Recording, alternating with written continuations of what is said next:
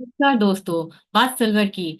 Silver ने 1 लाख की ऊंचाई के बाद अब यहाँ पे 90,000 के करीब यहाँ पे इससे नीचे भी ट्रेडिंग शुरू करी है, यानी कि 10 से 11% का जो फॉल है वो रिकॉर्ड ऊंचाई से हम लोगों ने एमसीएक्स में यानी कि भारतीय बाजार में आता हुआ देखा है।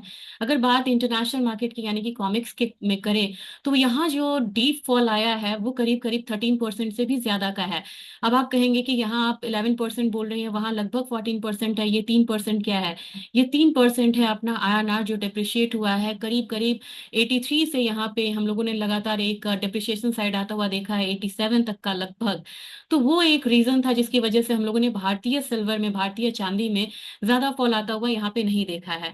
काफी लोगों की क्वेरीज आ रही थी कि सिल्वर नीचे कहाँ तक आएगा और कब तक आएगा। कब तक बहुत मुश्किल है, कहाँ तक मैं बता सकती हूँ आपको। और जो लोग यहाँ पे शादी के पर्पज से सिल्वर की खरीदारी करना चाहते हैं उनसे यही राय यहाँ पे रहेगी, थोड़ा सा और आप पार्शियल बाइंग कर सकते हैं। अगेन मैं पार्शियल बाइंग बताना चाहूंगी। एटलीस्ट मतलब जितना आपको निवेश करना उसका 50% आप करिए, लेकिन 50% मुझे लग रहा है प्राइसेस अभी और नीचे यहाँ पे आ सकता है।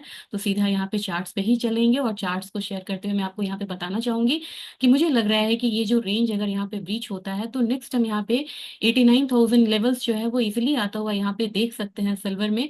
और 89,000 से नीचे की क्लोजिंग होती है तो नेक्स्ट हमारा ये जो लेग रहेगा, यानी कि ये आप मार्च अप्रैल तक का रख के चलिए, इमीडिएट नहीं आएगा, लेकिन 87,000 तक का भी जो भाव है वो सिल्वर में आता हुआ दिख सकता है।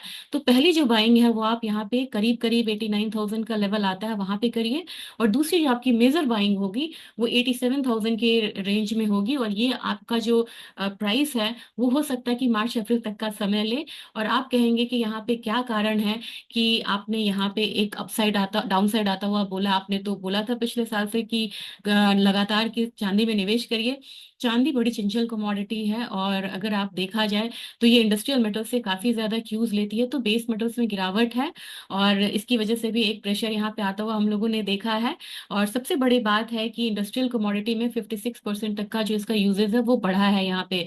चाइना ने स्टिमुलस दिया है, हमें बड़े पेशेंस के साथ वेट करना होगा। वहां से जैसे ग्रीन शूट्स आते हैं और ज्यादा ईवीज की बात होती है तो चांदी में निचले स्तर से फिर से अगर बाइंग आएगी तो आपको पता है कि किस रफ्तार से बाइंग यहाँ पे आती है।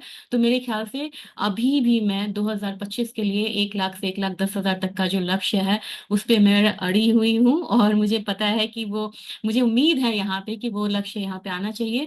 तो जिन लोगों को ईटीएफ बाइंग करनी है वो ईटीएफ बाई कर सकते हैं, जो ज्वेलरी की पर्पज से लेना चाहते हैं या उनको बार्स बाई करना है वो इस रेंज का वेट करें। और मेजर बाइंग के लिए आपको मार्च अप्रैल महीना का यहाँ पे वेट करना चाहिए।